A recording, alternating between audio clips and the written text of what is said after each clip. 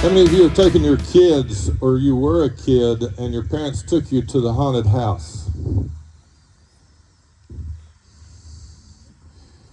My kids would come and say, I'm ready to go to the haunted house. Are you sure? Because if I take all these others, and then it's time to go in, and you get scared and say, I don't want to go, guess what? You're going.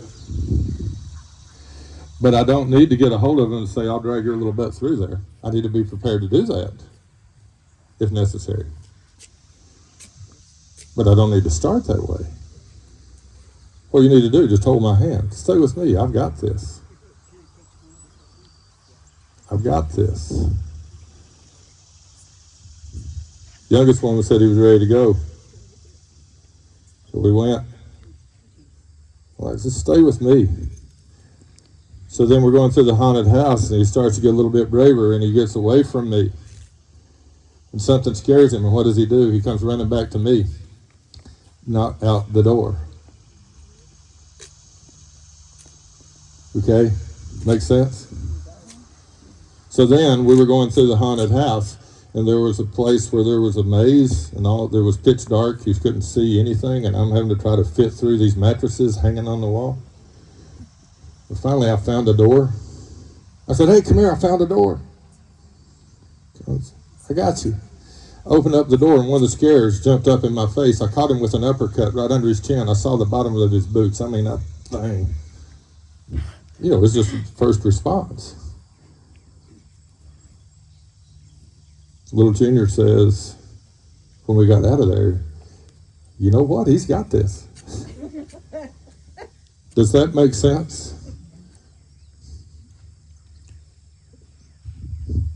Is that helpful?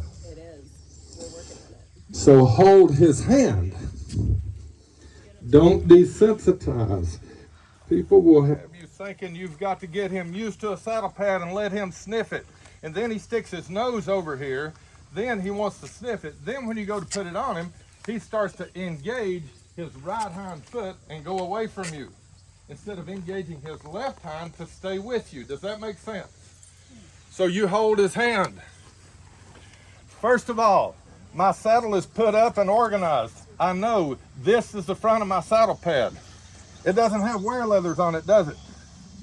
How do I know that? Because I put the dang thing on there where it needs to be. You don't need to sniff that. Keep your nose over there. Thank you. Then you put it on.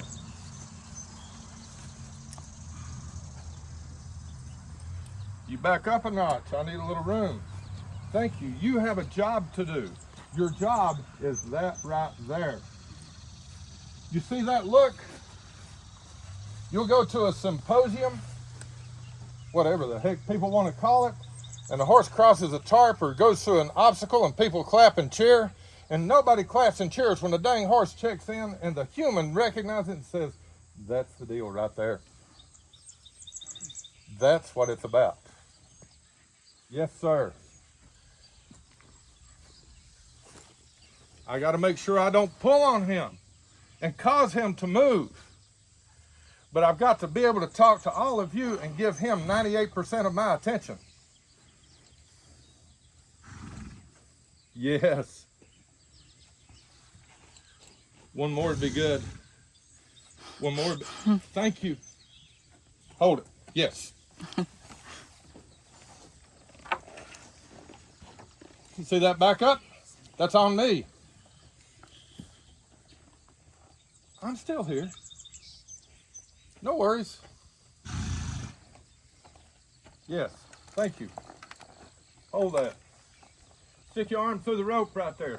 Set your pad right there and put your saddle on it.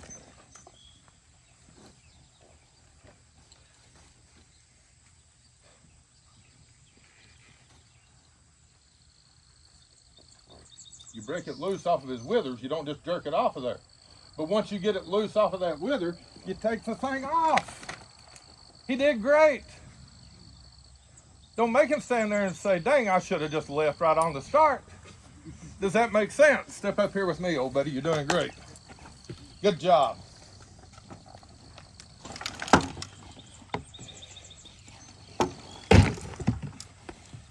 Look at his mouth.